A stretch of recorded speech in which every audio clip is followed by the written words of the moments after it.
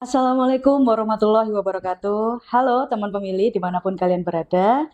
Hari ini ketemu lagi bersama saya Arinta Fanda di Sukacita Podcast, Suara Kita, Cerita Kita, episode ke-7. Teman pemilih, sebelum kita berbincang-bincang lebih lanjut lagi dan membahas tema yang sangat penting di episode kali ini, saya ingetin untuk teman pemilih di rumah, jangan lupa untuk like, komen, dan subscribe, serta share. Dan jangan lupa untuk nyalain lonceng agar tidak tertinggal postingan terbaru dari kami. Teman pemilih, dalam penyelenggaraan pesta demokrasi di Indonesia, yaitu pemilu dan juga pilkada, khususnya di Kabupaten Sumeneb sendiri, Komisi Pemilihan Umum tidak berjalan seorang diri. Banyak pihak yang turut andil memegang peran dalam kesuksesan penyelenggaraan pemilu dan pilkada di Kabupaten Sumeneb. Salah satunya yaitu adalah Dinas Kependudukan dan Pencatatan Sipil atau Dukcapil. Dukcapil ini memiliki peran penting dalam penyelenggaraan pesta demokrasi, yaitu dengan menyediakan data kependudukan yang valid serta akuntabel. Untuk itu, pada episode kali ini kita akan membahas lebih lanjut tentang pentingnya data kependudukan dalam kesuksesan pesta demokrasi di Kabupaten Sumeneb. Teman pemilih, telah hadir bersama kami narasumber yang sangat hebat dan inspiratif, Bapak Farid Haryadi SE, selaku Kepala Bidang Pengelolaan Informasi Administrasi Kependudukan di Dispenduk Capil Kabupaten Sumeneb. Selamat siang, Bapak. Siang. Bagaimana Bapak kabarnya hari ini, Pak? Mantap ya, semantap KPU. Wow. Mungkin itu Pak bisa sedikit diperkenalkan, dijabarkan ke teman pemilih di rumah terkait profil singkat Bapak. Izin ya, saya tadi udah disebutkan nama saya ya.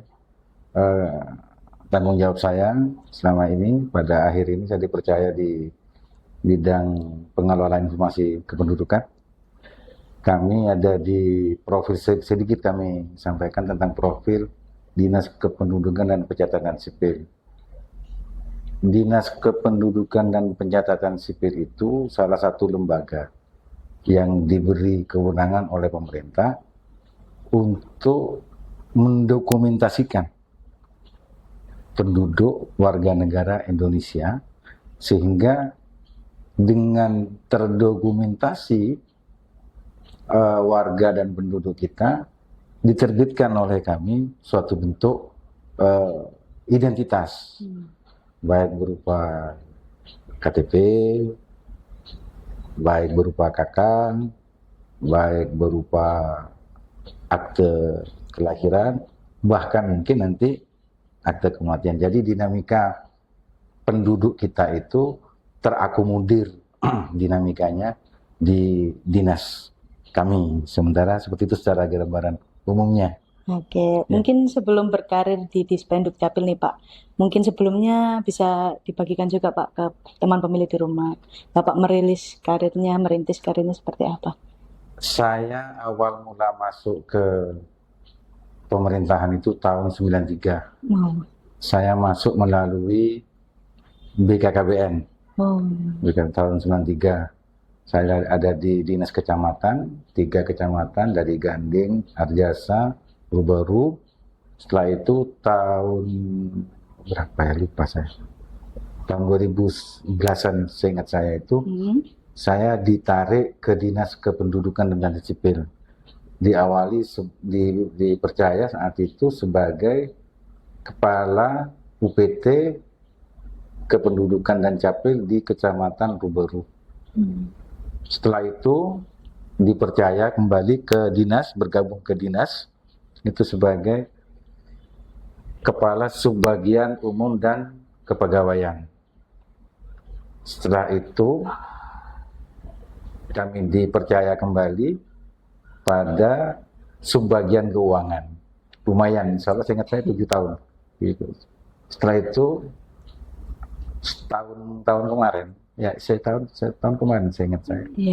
Saya diberi kepercayaan oleh Bapak Kepala Dinas yang saat ini PJ Pak Sekda. Saya diberi kesempatan untuk meningkatkan kemampuan saya di bidang pengelolaan informasi dan kependudukan di Dinas Kependudukan Capil sampai saat ini. Berarti itu, ya? Di Dispenduk Capil berarti sudah belasan tahun ya Pak? Ya, sekitar itu. Karena lamanya pengalaman Bapak itu tadi Pak, mungkin bisa dijelaskan Pak terkait tujuan penyelenggaraan administrasi kependudukan atau Adminduk itu apa Pak? Yang pertama yang paling kita rasakan itu adalah kepastian hukum. Itu yang paling kita rasakan. Kepastian hukum seorang penduduk berada di mana. Kita kan juga ada teman-teman pemilih pemula ya Pak. Siap. Mungkin bisa diberikan informasi Pak terkait kepengurusan KTP elektronik sekarang itu seperti apa Pak tahapan dan alurnya Pak? Pertama kali mudah. Sangat mudah. Yang pertama kali bisa menampilkan kakak dulu. Kakaknya dulu. Karena di kakak ada nomor NIK. Nomor NIK itu kombinasi angka yang tidak bisa sama dengan orang lain. Iya. Ya. Kalau hanya nama saya Farid, misalnya mau KTPL misalnya. Ya bingung Farid dengan kombinasi angka yang mana ya. Iya kan? Kalau Farid dengan punya kakak ditunjukkan kakak ke petugas dan sangat mudah kenapa? Karena hanya duduk, difoto, dipastikan wajahnya melalui foto, dipastikan raganya bahasa ringannya Iya. dengan sidik jari, ya. Setelah itu dipastikan kepentingannya melalui tanda tangan, ya, kepastian dirinya. Menunggu apa namanya istilahnya loading ke pusat, mungkin 1 jam 2 jam kalau tidak ada kendala jaringan selesai. Sangat mudah. Dan kami di dinas tidak hanya berdiam diri menunggu. Jadi dari kepala bidang Dafduk itu punya langkah, yaitu dengan bahasa sekarang itu jemput bola. Jadi kami melakukan kepada pemula ke sekolah-sekolah. Kami bidik sekolah SMA 1, terus MAN, terus universitas mungkin yang belum merekam, terus di pondok pesantren. Dan ini sudah merupakan agenda yang harus kami lakukan menjadi rutinitas sudah untuk percepatan. Jadi kami tidak hanya dia menunggu air hujan, ya. Tapi kami berusaha menciptakan iklim bagaimana masyarakat itu terlayani, tercepatkan bahasa gampangnya, sehingga untuk kepentingan hal yang berikutnya bisa dilakukan dan dipergunakan pada yang segmen yang lain. Mungkin ada strategi nih Pak untuk meningkatkan perekaman KTP elektronik di Kabupaten Sumeneb sendiri itu udah ada langkah-langkah seperti apa Pak? Kalau strategi yang pertama itu jemput bola Pak. Jadi kami luncurkan ke masing-masing petugas kami yang ada di desa. Kami punya petugas desa. Namanya petugas registrasi desa. Tersebar di seluruh kelurahan dan desa di seluruh kecamatan Kabupaten Sumeneb. Nah itu kolega kami di bawah. Kami berikan data-data yang belum rekam untuk diverval di bawah. Itu langkah yang pertama dulu. Setelah itu seandainya nanti memang sudah siap, dipersiapkan pendekatan dengan kepala desa sudah siap, maka kita diadakan jadwal untuk perekaman turun ke bawah. Kita punya 2 armada. Yang pertama kita punya mobil layanan, yang kedua kita punya armada sepeda motor yang oleh dinas dibungkus dengan bahasa karemator. Jadi kalau yang mobil itu yang pakai kayak ambulan itu besar, bus mini, itu lengkap di dalamnya. Ada mesin cetak KTP, ada komputer untuk sidik jari, ada komputer untuk iris mata, lengkap. Dan hari itu juga bisa langsung sudah terkoneksi dengan pusat langsung. Ini bukan lagi dongeng di Sumeneb ya. Mungkin sudah cerita basi sebenarnya, sudah lama ini. Ini salah satu gebrakan dari Bapak Kepala, bagaimana Sumeneb ini cepat pelayanannya, teman-teman tanggap dalam melayaninya. Jadi masyarakat tidak ada lagi kata menunggu atau terkesan berbelit-belit.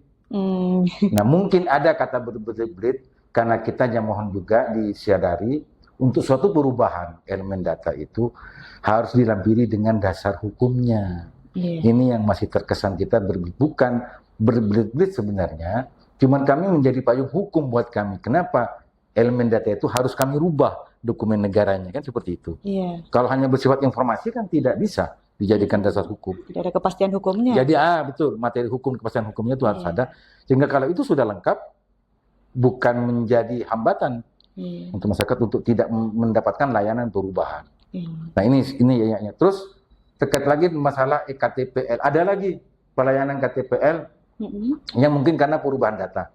Ini sekalian saya sampaikan, Pak Kadis mempunyai satu terobosan yang ini mungkin masih bersifat pilot project.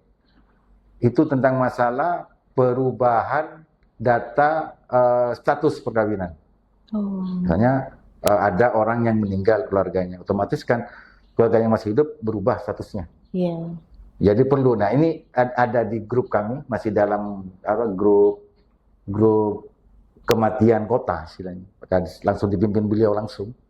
Jadi ada informasi misalnya. Saya mendengar informasi di Kelurahan Bang Selok ada yang meninggal, di-share di grup itu dan diwajibkan petugas itu untuk melakukan pelayanan akte kematiannya, pelayanan kakak yang masih hidup, pelayanan akte kematian yang meninggal dan harus diserahkan dan difoto. Jadi pelayanan itu sekarang sangat harus dipercepat. Itu instruksi beliau dan kami semua menerima instruksi itu, amanat itu dan harus siap. Itu yang pertama. Yang kedua, kita juga melakukan perubahan data itu melalui kerjasama dengan KUA. Itu misalnya ada yang lagi baru melakukan pernikahan. Dan KUA sekarang sudah kerjasama dengan kita. Ada istilahnya program Cita Samawa. Cita Samawa ya. Jadi masyarakat yang sudah nikah dan sudah diuruskan sebelumnya kependudukannya, saat pernikahan udah terima kakaknya, sudah terima KTP perubahannya. Wow. Nah ini, jadi dengan cara apa lagi? Masyarakat harus mengeluh untuk tidak dilakukan kesadarannya tidak ditingkatkan. Pada kami sudah, kalau ini bertemu, masyarakatnya sadarnya meningkat, kaminya juga giat, maka tidak menutup kemungkinan suatu saat nanti yang kata orang data kami tidak valid, sebenarnya bukan tidak valid, tidak update. Data kami valid, karena data kami bukan ngarang, data kami berdasarkan yang sampaikan tadi, berdasarkan pengajuan dari penduduk, dari warga, jadi valid. Nah kalau tidak update, karena durasi dinamika kehidupan, menjadi hari ini tidak update. Valid yang kemarin, mungkin Farid masih beralamatkan di Jalan Serudang. Tapi Farid hari ini sudah pindah alamat ke Pujangga. Apakah valid? Valid datanya Farid. Tapi tidak update untuk hari ini. Iya. Nah ini perlu sesuai dengan kepentingan yang menentukan data, updating itu pada suatu tenggang waktu tertentu, pada kebutuhan waktu tertentu perlu dilakukan. Kita kan kadang kalau dalam menyongsong pemilu itu Pak kan sering melakukan coklit gitu ya Pak, agar data kita juga valid dan berkesinambungan dengan data yang dimiliki oleh Dukcapil. Nah mungkin ada langkah dari Dukcapil sendiri Pak ketika ditemukan DPT yang tidak valid karena meninggal, tidak dikenal atau pindah ke luar negeri, itu seperti apa Pak? Nah gini, saya sampaikan tadi data Dukcapil harus mempunyai legal standing, ya, bukan berita. Nah, kalau sedikit saya flashback ke belakang tentang masalah yang terkesan data yang dipakai oleh dalam pesta demokrasi itu data yang dari kami tidak update sebenarnya, bukan tidak valid. Karena kendala kita, masyarakat kita masih minim kesadarannya untuk melakukan updating data. Gitu. Kalau memang tidak ditemukan, silakan. Untuk kepentingan pesta demokrasi, pada kepentingan itu silakan sesuai dengan kepentingan. Tapi untuk kepentingan dokumentasinya, kami harus punya legal standing. Nah, apakah verbal yang dilakukan oleh KPU bisa dijadikan legal standing untuk merubah dokumen negara? Ini dalam masa pembahasan. Kami menunggu petunjuk dari yang lebih provinsi, pusat. Karena di dalam aturannya hanya 3 yang bisa merubah suatu dokumen. Yang pertama, keterangan dari desa, yang pasti dari keluarga. Yang kedua, keterangan dari kepolisian karena kecelakaan. Yang ketiga, keterangan dari rumah sakit. Nah, kalau tidak dari ini, maka kan perlu dipertanyakan informasi yang berkembang atau yang akan disajikan. Maka kami tidak serta-merta. Memang kami sadari pada saat data kami tersajikan pada suatu kepentingan pesta demokrasi, muncul lagi seperti itu kan ya. Nama si A kemarin sudah di forward, meninggal sekarang muncul lagi. Intinya memang pada saat dari yang kemarin hingga hari ini tidak ada pengajuan dari bawah. Dan ini tugas kita bersama. Mungkin ada himbauan Pak dari Dukcapil sendiri terkait pentingnya melaporkan warga yang sudah meninggal demi terciptanya data yang valid untuk pemilu dan pilkada, Pak. Harapan dari dinas itu adalah tingkat kesadaran ini memang menjadi PR bersama seperti yang disampaikan pimpinan. Tugas kita ke depan itu menjadi sangat berat karena bersinggungan dengan pola pikir. Ini pola pikir, pola kepentingan masyarakat. Ada kalanya mungkin saya tidak ingin melaporkan bapak saya, suatu kepentingan saya tertentu seperti itu. Tapi pada suatu titik yang lain, misalnya hak waris harus disertakan akte kematian bapak saya, menjadi suatu pemikiran yang sangat mengganjal di konflik kami. Kepentingan. Konflik kepentingan. Nah ini bagaimana konflik kepentingan itu bisa teruraikan dengan kesadaran masyarakat tentang kejadian yang terjadi hari ini. Ini memang menjadi PR kita bersama. Akan masuk dari mana kita menembus tembok ini, tembok kesadaran masyarakat ini. Kalau kita hanya sekedar harus dan harus bahasa itu, mungkin dengan perubahan pola pikir masyarakat semakin lama semakin berkembang, semakin lama yang tanda kutip semakin pinter, bisa berasumsi segala macam. Tembok ini mungkin masih belum diruntuhkan, tembok kesadaran ini. Makanya kami ingin melalui KPU di forum ini, mohon kita bareng-bareng sehingga data kita, data Indonesia itu benar-benar update per hari, per kejadian. Jadi di Dukcapil ini adalah suatu lembaga yang memberikan pada masyarakat dari mulai akan menikah, ya, sampai menikah, sampai punya anak, sampai sekolah, sampai meninggal. Mungkin ini Pak, selanjutnya ada langkah strategis Pak dari Dukcapil dalam persiapan penyelenggaraan pemilu dan pilkada 2029 mendatang, Pak? Yang pertama, kami sudah melakukan yang rutinitas itu jemput bola. Kalau itu merupakan berimbas pada pesta demokrasi, itu pasti. Tapi ada kepentingan yang kami titipkan adalah pelayanan. Ini yang pertama. Yang kedua, dalam pelaksanaan pesta demokrasi kemarin, kami dari KPU ada permintaan kan melakukan perekaman di di penjara ya. Iya Pak. Ya, kami lakukan itu sore hari itu. Jadi itu kesigapan kami untuk melakukan pelayanan, untuk meningkatkan data yang diinginkan sesuai dengan KPU. Terus pada saat pelaksanaan pesta demokrasi jangan khawatir. Instruksi dari Bapak Kepala Dinas, buka, tidak boleh tutup. Harus buka. Dan itu bukan hanya pengakuan kami di forum ini, bisa ditelusuri saat kemarin. Buka. Dan setiap harinya Sabtu dan Minggu kami buka. Wow. Sampai jam 10. 10 Jadi pagi atau 10 malam, Pak? Pagi lah. Oke. Ya, dari jam 7 atau jam 8 teman-teman sudah siap melayani. Itu strategi yang sudah dilakukan. Strategi ke depan yang mungkin juga mari kita bergandeng tangan. Jadi misalnya tadi ditemukan ada masyarakat yang mungkin belum punya KTP, bisa kami informasikan seperti yang kejadian yang di penjara itu. Kami akan siap melakukan pelayanan. Jangan khawatir. Terkait perubahan itu, bantu kami juga untuk menyediakan data pendukung. Nanti kami akan juga bantu juga untuk menerbitkan dokumen yang diperlukan. Sehingga dari kepentingan pesta demokrasi ke depan, perubahan dari pola dokumen secara agregat itu bisa membantu. Kami siap. Mungkin ada tantangan Pak dalam penyediaan data yang valid dan akuntabel demi kesuksesan pesta demokrasi di Sumeneb ini Pak? Tantangannya satu sebenarnya Mbak. Apa tuh Pak? pola pikir masyarakat. Oh, Ini tantangan, ini tembok besar sebenarnya. iya, Kalau kita sudah, boleh saya contoh? boleh, Boleh. silakan Pak. Saya berangkat dari BKKBN.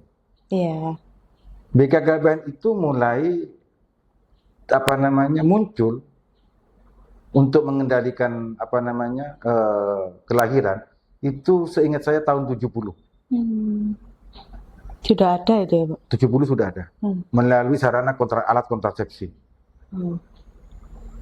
Selang berapa tahun itu masih merupakan sebuah program.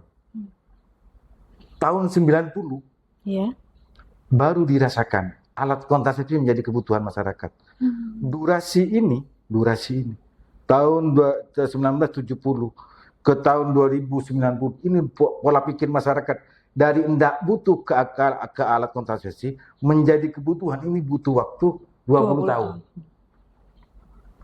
Nah, pertanyaan, bagaimana saat pelayanan sudah kami giatkan melakukan kemudahan pada masyarakat, bisa tidak menembus tembok kesadaran masyarakat untuk ini? Yang dimulai seingat saya tahun 2006 kita melakukan coklit saat itu. Iya, Pak. Sekarang tahun 2025. Ini perubahan pola pikir ini tidak bisa hanya menjadi beban di Sukcapil. Ini merupakan beban kita bersama.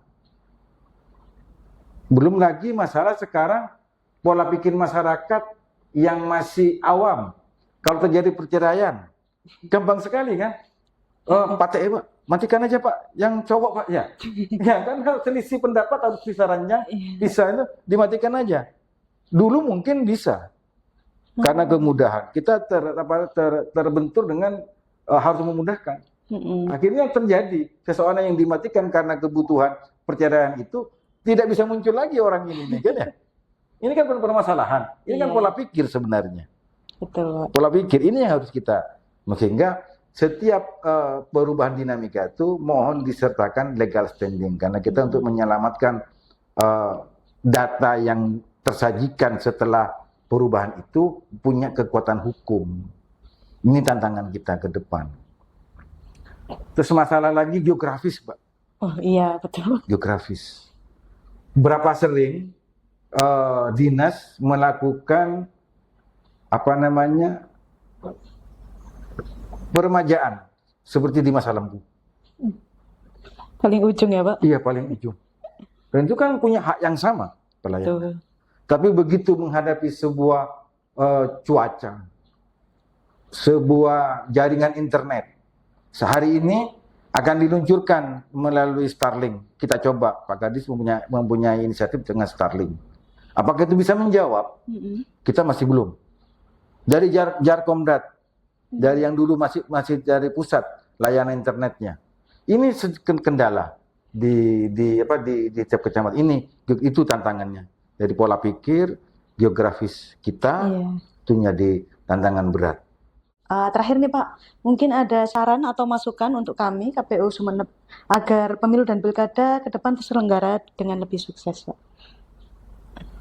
Sesuatu itu akan semakin bersih seperti ilmunya beras ya, bergesek bersama ya, akan putih. Mari kita gandeng tangan demi pembangunan Sumeneb melalui jendela KPU. Kami siap mendampingi, kami siap menjadi kolega demi terselenggaranya pesta demokrasi sesuai yang diharapkan. Jadi komitmen kami siap, tidak akan merubah, tidak akan menurunkan semangat kami, akan lebih kami tingkatkan lagi. Oke Pak, semoga ke depan kita masih bisa terus berkolaborasi, bersinergi bersama untuk demi kesejahteraan masyarakat Kabupaten Sumeneb juga Pak. Oke, terima kasih banyak Bapak Farid atas waktu, informasi, dan ceritanya Pak. Semoga segala informasi yang Bapak berikan menjadi manfaat untuk teman pemilih. Amin. Terima kasih untuk teman pemilih dan jangan lupa untuk like, comment, subscribe, dan share serta nyalain notifikasi dan loncengnya agar tidak tertinggal postingan terbaru dari kami. Terakhir dari saya, terima kasih. Wassalamualaikum warahmatullahi wabarakatuh.